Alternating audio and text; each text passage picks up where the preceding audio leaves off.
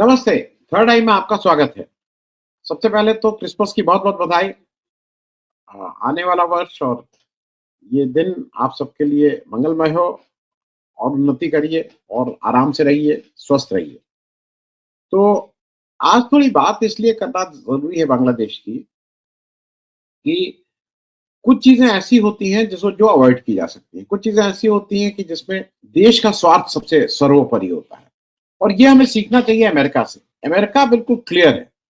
America का स्वार्थ सबसे ऊपर और उसके बाद व्यक्तिगत दोस्ती इत्यादि इत्यादि। और वो हमने अभी देखा भी कि मतलब जैसे इसको कहते हैं, मोदी जी को बहुत नाज था माय फ्रेंड ट्रम्प, अब की बार ट्रम्प सरकार। लेकिन अब की बार ट्रम्प सरकार उस तरह से बात नहीं कर रहा है। अब की बार ट्रम्प सरकार जो है वो धता बता रहा है। वो बहुत सी चीजों पे मोदी जी को उस तरह की लिवरेज नहीं दे रहा है जैसी मोदी जी उम्मीद करते रहे। ये बात मैं इसलिए कह रहा हूं कि बांग्लादेश में 5 अगस्त को शेख हसीना का बांग्लादेश से भाग के वो भारत आई। अब सितंबर, अक्टूबर, नवंबर, दिसंबर 4 महीने से ज्यादा हो गया और शेख हसीना हिंदुस्तान में है।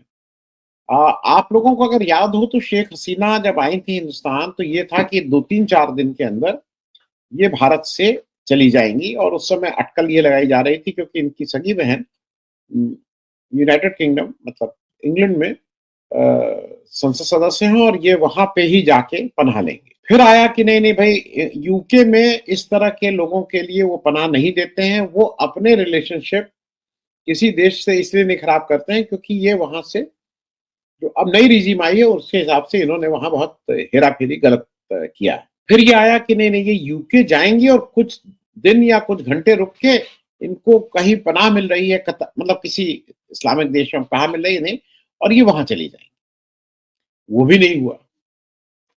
फिर ये हुआ कि नहीं नहीं, ये तो हिंदुस्तान में ही रुक गई और शेख हसीना हिंदुस्तान में रुक ही गई। उसके बाद उधर बांग्लादेश में घटनाक्रम तेजी से चल रहा था। वहां नई सरकार आई, नई सरकार के सीईओ बने मोहम्मद यूनुस साहब। एक नई कुछ लोग आ गए और वो सरकार, एक नई सरकार का गठन हो गया।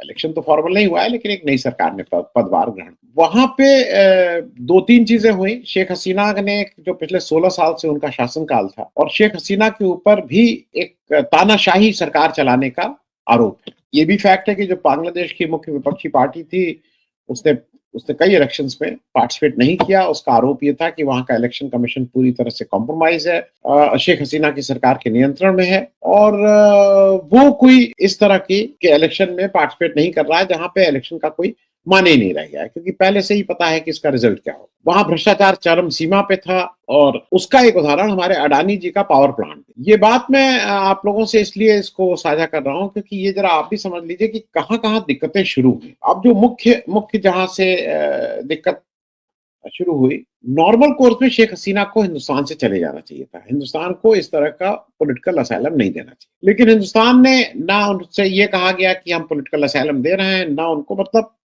कोई कमिटमेंट नहीं हुआ, लेकिन वो हिंदुस्तान में रहने लगे।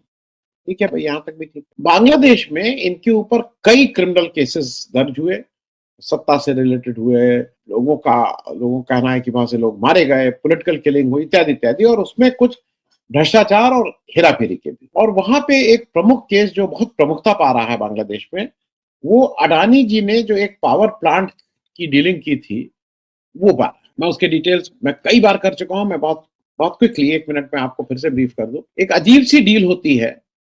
अजीब सी डील इसलिए हम कह रहे हैं कि बांग्लादेश, भारत के प्रधानमंत्री जाते हैं और सरकारी तंत्र पे होता है कि हम आपके साथ कुछ प्रोजेक्ट करेंगे। सरकार, अडानी जी वहां उसमें इन्वॉल्व हो जाते हैं।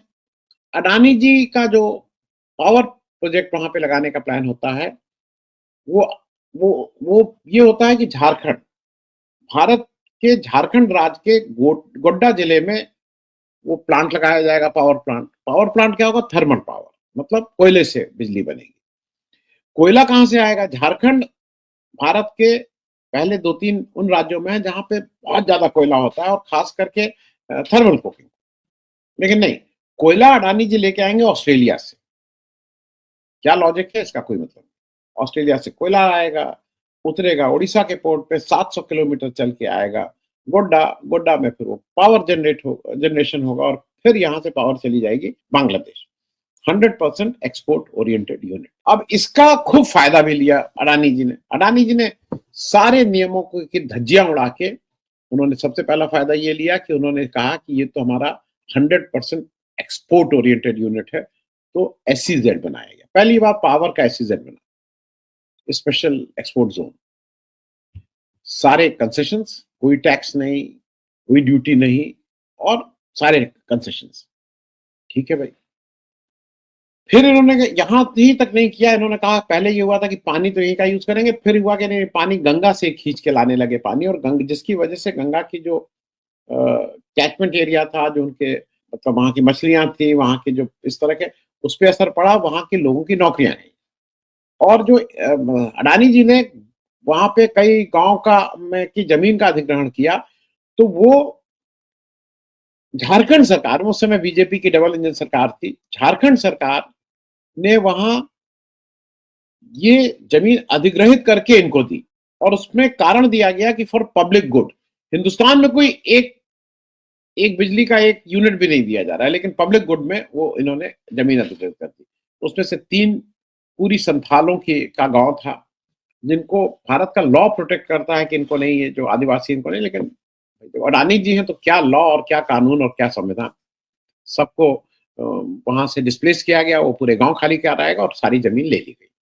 अब अडानी जी का वहां प्लांट लग गया। प्लांट के बारे में बता दूं, प्लांट जो है वो मुख्य रूप से चाइना से आया, क्योंकि भाई चाइना से प्रेम है, तो इसलिए चाइना से प्लांट आ गया, ये सब हो गया। अब उसके बाद क्या हुआ कि अडानी जी ने बिजली वो की, और अडानी जी ने बिजली सप्लाई करनी शुरू की बांग्लादेश को, और बांग्लादेश में कुछ अनाप शनाप रेट पे इन्होंने बिजली की आपूर्ति की। अनाप शनाप इसलिए बोल रहा हूँ, शायद 14 रुपए कुछ पैसा यूनिट इन्होंने बांग्लादेश में देना शुरू किया, जबकि वही बिजली भारत के कुछ जो और प्लांट थे वो बिजली 7-8 रुपए पे दे रहे थे। मतलब करीब करीब इन्होंने दुगने दाम पे वहां पे बिजली सप्लाई करना शुरू। सिर्फ यही तक मामला नहीं रुका, बिजली भी सप्लाई करते जा रहे थे, यहाँ सारे टैक्स कंसेशन थे, उस पे दाम पे कुछ वो नहीं था, और पोल्यूशन ये अलग फैला रहे थे भारत में, लेकिन अडानी जी सब काम करने लगे।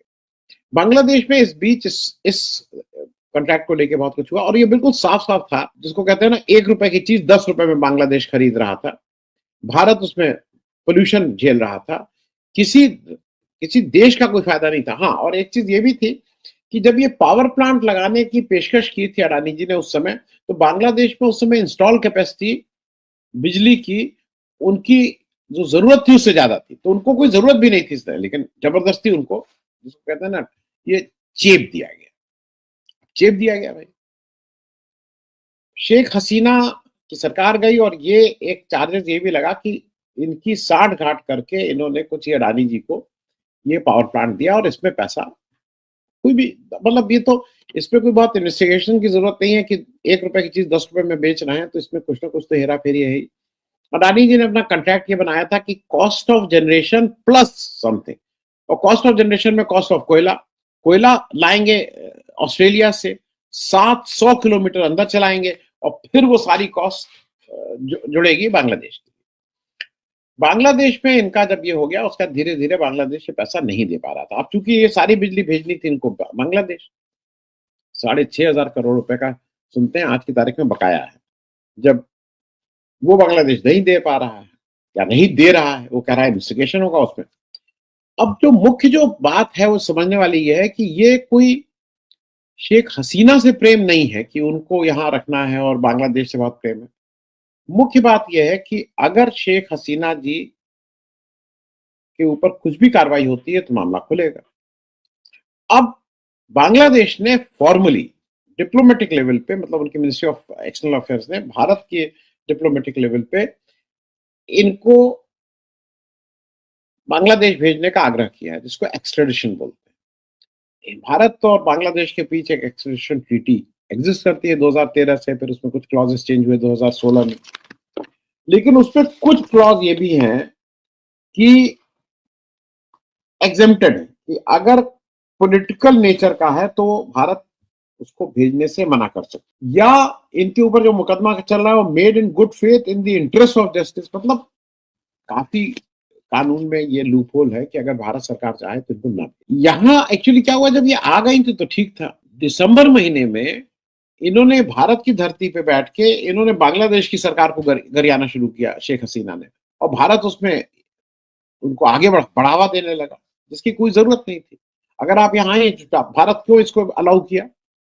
भाई एक वहाँ ये उनके अपने इंटरनल मामले थे, ये अच्छी है, बुरी है, बेईमानी की है, नहीं की, बांग्लादेश जाने, बांग्लादेश की अदालत जाने, हमसे क्या लेना। लेकिन आप अपने देश में उनको रोक के यहाँ से गाली दिलवाइए उनकी रिजीम को कि वो जेनोसाइड करवा रहे हैं, वो खुकार लोग हैं, फलाना फलाना है, तो इसकी क्या जरूरत? ये भारत ने अपनी धरती पे बैठ के इनसे ये काम करवाना शुरू। अब बांग्लादेश को भाई नेचुरली, और बांग्लादेश को 9 दिसंबर को अभी जो मिस्री जी हमारे फॉरेन सेक्रेटरी थे वो गए थे, मिल के आए यूनुस जी से। यूनुस जी का जो एक मुख्य वो था, उन्होंने कहा था भारत की धरती पर बैठ के वो हमें गाली देते हैं, उन्होंने साफ साफ इस बात को रेस किया और वो यहाँ की सरकार को भला बुला कहते। अब उन्होंने फॉर्मली एक एक्सट्राडिशन ट्रीटी डाल दी। अब भारत सरकार में मुझे जैसा लोग कहते हैं, नहीं, मेरे पूरी वो है कि ये एक्चुअली एक बार्गेनिंग चिप की तरह, लेन देन के मामले में इनको, इनसे ये सब लेन देन होगा, लेकिन भेजा इसलिए नहीं जाएगा कि इसके प्राइस और क्या क्या भारत दे रहा है वो भी मैं बताता हूँ, लेकिन भेजा इसलिए नहीं जाएगा कि अगर वहां जाते हैं तो अडानी जी की सारी पोल पट्टी खुल जाएगी। 1 रुपए का माल 10 रुपए में बेचा जा रहा है, 9 रुपया कहाँ जा रहा है, कौन क्या जा रहा है, किसको किसको कितना जा रहा है, ये सारी चीजें खुल जाएंगी। तो किसके पास जा रहा है और क्यों जा रहा है और कैसे जा रहा है, इसके लिए कोई बहुत इन्वेस्टिगेटिंग जर्नलिज्म की जरूरत नहीं, सबको पता है किसके पास जा रहा है, किसके पास क्या शेयर गया। अब शेयर का अनुपात नहीं मालूम होगा कि 9 रुपए में कौन 5 रुपया रख रहा है, कौन 4 रुपया रख रहा है, कौन 2 रुपया रख रहा है, कौन अठन्नी रख रहा है, कौन चवन्नी रख रहा है, लेकिन खुली लूट है और उस लूट में सारे लोग भागीदार हैं।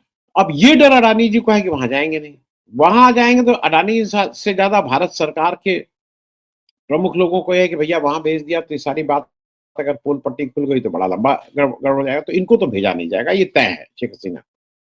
लेकिन बैठे बिठाए हमने एक अपने बगल के राज्य से जिसको कहते हैं ना पंगा ले लिया।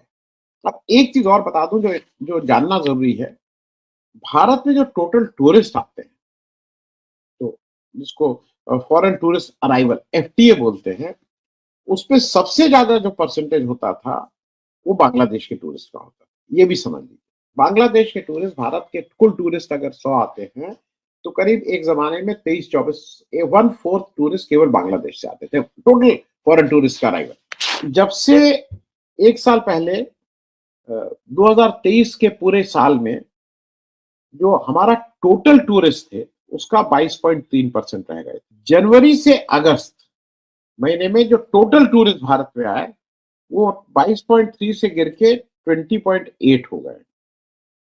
और अगस्त 2024 में जो लास्ट डेटा अवेलेबल है, टोटल टूरिस्ट का केवल 15.6% ही तो बांग्लादेश से टूरिस्ट अराइवल कम होता जा रहा है। और उसकी वजह से एक बड़ा फर्क ये पड़ा है कि भारत में अभी भी जो टोटल टूरिस्ट भारत में आ रहे हैं वो अभी भी प्री कोविड डेज 2019 के लेवल पे नहीं पहुंचे हैं। भारत के टूरिस्ट बाहर बहुत जा रहे हैं, लेकिन भारत में आने वाले टूरिस्ट जो विदेशों से भारत में आते हैं, यहाँ खर्च करते हैं, उनका नंबर श्रिंक हो रहा है। और उसका एक सबसे बड़ा कारण बांग्लादेश से टूरिस्टों का घटना है। जहां से 23-24% टूरिस्ट आते थे वहां 15% टूरिस्ट हो गए अगस्त महीने, वो और गिर रहे हैं। अब चक्कर क्या है कि एक अडानी जी की इस हरकत की वजह से, जहां पे उन्होंने सारे नियमों को ताक पे रख के जिस ऐसा एक प्रोजेक्ट पास हुआ जिसपे ना भारत का फायदा है, ना बांग्लादेश का फायदा है, ना किसी सरकार का फायदा नहीं है, फायदा केवल और केवल अडानी जी का है। लोकल कोई फायदा नहीं है, कहीं कहीं कुछ नहीं, लेकिन अडानी जी का फायदा। अब उसमें उसमें पोल न खुल जाए, इसको महफूज रखने के लिए कि राजी रहे, ये जरूरी है कि शेख हसीना यहां से न जाए। लेकिन अगर आपको ये रखना है तो शेख हसीना को कम से कम चुप कराइए, अपने यहाँ से बैठ के उनको गाली मत दिलवाइए। वो हिंदू वाले और उस पर हिंदुस्तान गाली दिलवा रहा है हमसे। तो मेरे हिसाब से एक डिप्लोमेटिकली हम लोगों को, क्योंकि हमारा नेबर तो बांग्लादेश है, बांग्लादेश का रूलर कोई हो, नेबर बांग्लादेश है। आज यूनुस हैं, कल शेख हसीना होंगी, परसों इनके कोई लड़के होंगे। और शेख हसीना जी की एक बहन जो यूनाइटेड किंगडम में है, एमपी है, लड़का यूएसए में है, खुद हिंदुस्तान में बैठ गई और हमारा बांग्लादेश का से रिलेशनशिप खूब टेंस हो गए। तो ऐसे में अभी देखने आने वाले समय में देखिए क्या क्या होता है, क्योंकि एक अडानी जी को बचाने के चक्कर में तो कभी बांग्लादेश, तो कभी श्रीलंका, तो कभी कीनिया, तो कभी यूएस, अब तो यूएस में भी हो गया, वहां से भी समन जारी हो गया है। तो कहाँ-कहाँ, क्या-क्या मतलब कारनामे निकल के आएँगे, वो देखने वाली बात होगी। लेकिन बांग्लादेश को जिस तरह से हमने हैंडल किया है, जिसकी कोई ज़रूरत नहीं थी, it was a avoidable thing to do. मेरे हिसाब से हमें इसको बेटर ढंग से करना चाहिए था, इनको कहीं पहले ही भेज देना चाहिए था और कम से कम जब तक भारत में थे, तब तक भारत की धरती से बांग्लादेश के लिए कोई जो भी इस समय प्रेज़ेंट गवर्नमेंट है, उसके लिए खराब बात कहने का इनको अधिकार नहीं देना चाहिए था। थैंक यू सो मच, बहुत-बहुत धन्यवाद।